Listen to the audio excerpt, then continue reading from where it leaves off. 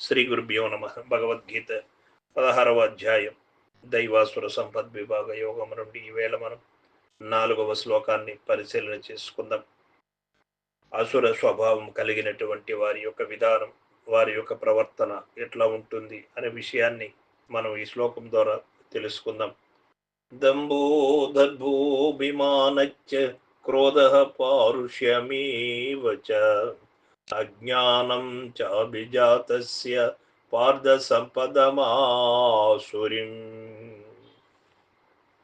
భగవానులు చెబుతూ ఉన్నారు, ఓ అర్జున, డంబము, గర్వము, అభిమానము అనగా దుహంకారం, ఈ దురహంకారం అనేది చాలా చెడ్డది. దాని వలన కోపము, వాక్కు మున్నగు వాని యందు కాఠిన్యము, అవివేకము అను ఈ దుర్గుణములు ఆసురీ సంపత్తి యందు పుట్టిన వానికి కలుగుతున్నవి. అనగా అసుర సంపత్తిని పొందదగి జన్మించిన వానికి కలుగుతున్నవని భావం ఇక్కడ మనకు తెలియబడుతుంది. ఇది వరలో తెలుపబడిన సుగుణములను దైవనిష్ఠులు భక్తులు ఎట్లు సంపదగను గొప్పదనముగను భావించుతున్నారు, అట్లే ఈ శ్లోకమునందు తెలుపబడిన దుర్గుణ జాతీయులు అసురులు, దుర్మార్గులు గొప్ప సంపదగా తలంచుకొని ఈ దుర్మార్గాలని కొనసాగిస్తూ ఉంటారు. వారు ఇది గొప్పదని ప్రీతితో సేవించుతుంటారు. కాబట్టి వానికి అసుర సంపదయను పేరు కలిగినది. అంతే కాని వాస్తవముగా అవి సంపద్రూపములు కావు, దారిద్ర్య రూపములే ఎగును.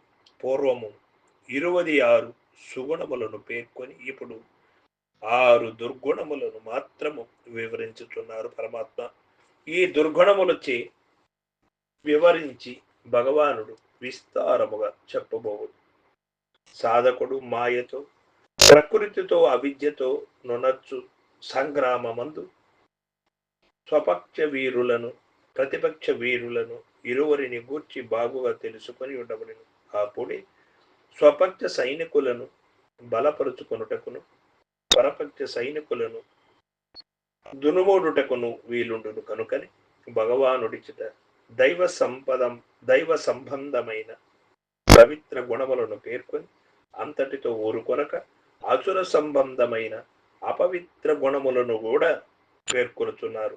ఒక ఇల్లు శుభ్రముగా ఉండవలెనని అందు పూర్వముండిన దుమ్ము, బూజు, మురికి మున్నగు వానిచే ఇంటిని పరిశుభ్రపరచి మున్నగు వానిచే ఇవన్నీ కూడా ఈ యొక్క మురికి నీరు మున్నగు వానిచే ఇంటిని పరిమళితముగా చేసి త్రాగుటకు బయట నుండి మంచి నీరు మున్నగు వానిని లోనికి తెచ్చుకొని విడల బాగుండును కదా, శరీరము ఆరోగ్యముగా పుష్టిగా నుండును కదా. అదే విధముగా ఈ యొక్క లోనగల మూత్రాదులు బయట పోవలేను, చక్కని పుష్టికర ఆహారము పానీయము లోనికి పోవలేను. ఆ ప్రకారముగా మనః పారిశుద్ధ్యము నిమిత్తము ఆ మనస్సునందు అనాదిగా నుండవచ్చు దుష్ట ప్రవృత్తులను, దుర్వ్యసనాలను, దుర్గుణములను బయటకు గెంటివేయవలను. అనగా ఆసురీ సంపదకు ఉద్వాసనము చెప్పి సద్గుణములను ఆహ్వానించాలి, దైవీ సంపదను ఆహ్వానించవలను, అవలంబించవలను. దుర్గుణములలో మొట్టమొదట దంభము చెప్పబడినది. పరమార్థ రంగమున గాని ఏ రంగమున గాని కపటము, వేషము, మోసము పనికిరాదు. తాము గొప్పవారమని నటించినంత మాత్రమున ఒకవేళ వారు లోకులను మోసపుచ్చగలరేమో కాని భగవంతుని మోసపుచ్చలేరు.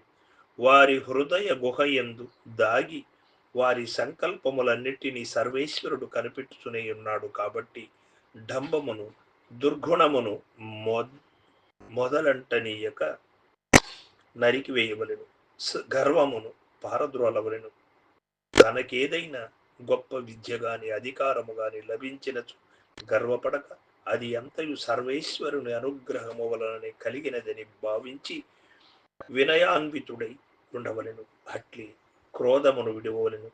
దైవ గుణములలో అక్రోధము అనగా అసుర గుణములలో క్రోధము చెప్పబడుట గమనింపదగినది.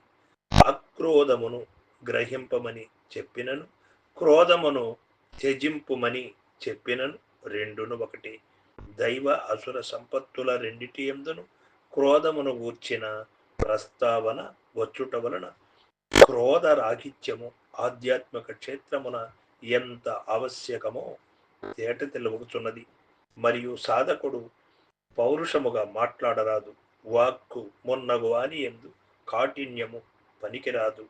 దైవ గుణములలో పేర్కొనబడిన మృదుత్వముని స్వీకరించవలెను అని ఇక్కడ మనకు తేట తెలుగవుతూ ఉన్నది. అసుర గుణములివి ఎన్ని చెప్పబడిను అనగా, ఒకటి 6 గుణములు అసుర గుణములు చెప్పబెట్టాడు. డంబము, గర్వము, అభిమానము, కోపము, కాఠిన్యము, అవివేకము అనునవి ఈ అయి ఉన్నాయి. ఈ 6 గుణములను పూర్తిగా నిర్మూలించుకుని వాడు స్థితప్రజ్ఞుడు కాగలడు. సర్వం సద్గురు పాదార్పణమస్తు. జై గురుదేవ.